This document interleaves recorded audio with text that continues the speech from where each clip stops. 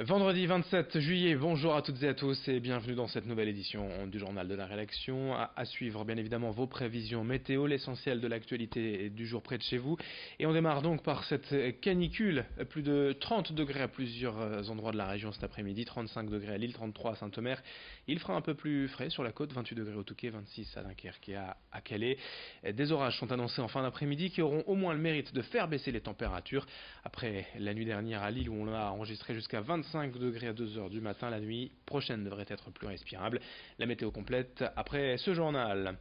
Et depuis mardi, le Nord et le Pas-de-Calais sont donc en vigilance orange pour cause de canicule. Les températures, on l'a vu, dépassent largement les 30 degrés en journée. Il faut prendre donc quelques précautions, surtout pour les personnes plus fragiles comme les personnes âgées.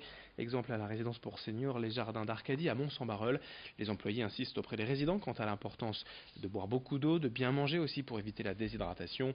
Les personnes seules sont surveillées plus fréquemment, 2 à 3 fois plus que d'habitude, et pour profiter aussi de l'été de ces petits plaisirs, des dégustations de glace sont organisées chaque après-midi. Explication avec l'un des responsables de cette résidence au micro d'Alexis Tessier. Ce qui a été véritablement important, c'était de suivre et d'être vraiment très proche d'eux et puis de leur donner toutes les recommandations qu'on pouvait bien sûr leur apporter. Après, on a fait plusieurs animations autour des glaces, on a fait plusieurs balades en calèche également pour favoriser un peu ce côté un peu plus aéré, on va dire. Voilà. La personne âgée, on le sait très bien, a aujourd'hui besoin de s'hydrater et n'éprouve pas du tout cette sensation de soif. Donc c'est important pour nous de pouvoir renforcer le message et renforcer le dispositif qu'on met déjà en place. Voilà, ça c'est important, tout ce qui est information et de répéter à chaque fois que les personnes doivent boire énormément. Donc ça c'est vraiment très important. Autre info dans l'actualité régionale liée d'ailleurs à la météo, cette semaine 10 associations dont le Secours catholique, Salam et l'Auberge des migrants ainsi qu'un représentant de la préfecture du Pas-de-Calais se sont retrouvés face à face devant le juge des référés à Lille. Les associations veulent que l'État en fasse plus pour faciliter l'accès des migrants à l'eau, aux sanitaires et aux douches.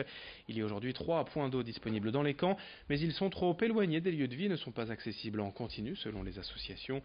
Or bien évidemment en cette période de canicule, les migrants aussi souffrent de la chaleur et les quelques bidons d'eau offerts par les associations tous les jours sont pris d'assaut. Explication avec Lohan Torondel de l'Auberge des migrants au micro de Marine Kijek. Pour l'eau, voilà, on distribue 1800 litres d'eau par jour. Donc c'est une vingtaine de bidons d'eau qui sont remplis tous les 2 heures sur les lieux de vie pour ceux qui n'ont pas accès à l'eau sur les lieux de l'État. En vêtements, c'est pareil, c'est des quantités énormes. En produits d'hygiène, depuis janvier par exemple, on a distribué 40 000 produits d'hygiène, donc shampoing, savon, serviettes hygiéniques pour les femmes, papier toilette, tout ce qui permet d'avoir une hygiène corporelle correcte. En tente, on en distribue plusieurs centaines par mois. Globalement, donc, les associations attendent plus de ces annonces, du concret sur le terrain. De son côté, la préfecture estime que les moyens déjà mis en œuvre sont suffisants. La décision du tribunal de Lille devrait intervenir dans quelques jours. Et dans cette édition, à présent, le grand angle de la rédaction à la découverte du Cross Griné à Audingan. Le centre opérationnel de surveillance et de sauvetage surveille la navigation maritime dans la Manche de Cherbourg à la frontière belge. Vous le savez, l'un des détroits les plus fréquentés au monde. Près de 15 000 interventions par an. Visite guidée avec Marine Kijek. Surplombant la mer, le Cross Griné. Ici, une trentaine d'hommes et de femmes de la Marine nationale se relaient jour et nuit avec une mission, la surveillance maritime.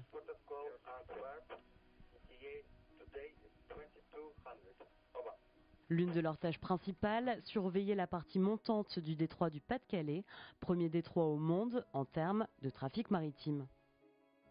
Ça représente à peu près 400 km de voies de surveillance qui voit passer à peu près 380 millions de tonnes de marchandises dangereuses.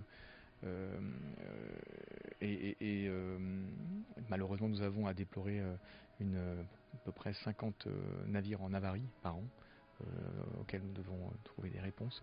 L'autre mission unique en France du Cross Griné, porter assistance aux navires français sur toutes les mers du globe. En effet, le Cross Griné est ce que l'on appelle un SPOC, un point de contact pour les navires français en détresse.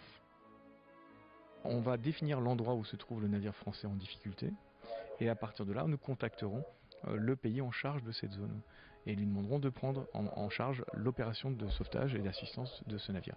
Donc ça peut être une problématique technique, un problème d'avarie machine, avarie de gouvernail, ou alors ça peut être un problème humain, ça peut être un blessé à bord ou une maladie. Si le pays en question ne prend pas en charge le navire en détresse, le CROSS, depuis Audingan, prendra le relais. Ce type d'opération a représenté en 2017 près de 900 sauvetages. Dans cette édition également, on profite de l'été et du week-end à venir pour vous faire découvrir quelques cocktails sans alcool. C'est notre série estivale. Le bar Le Joker à Lille nous a accueillis pour une recette originale mise en image par Xavier Silly.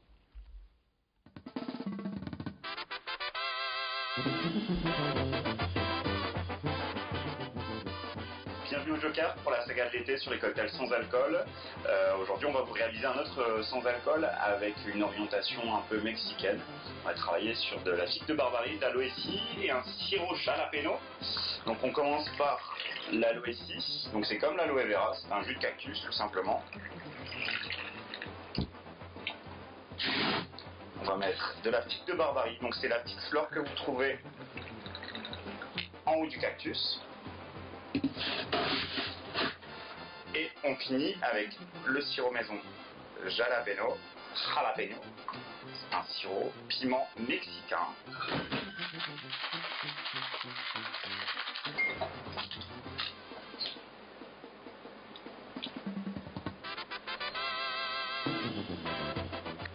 Et on finit notre cocktail par la décoration.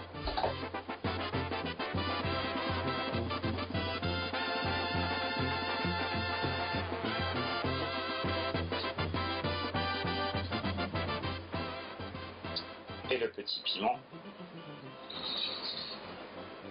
Bonne dégustation.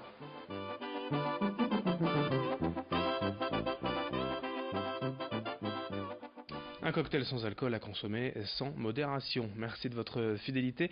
À suivre d'autres infos, d'autres images en ce vendredi 27 juillet. Très belle journée à toutes et à tous.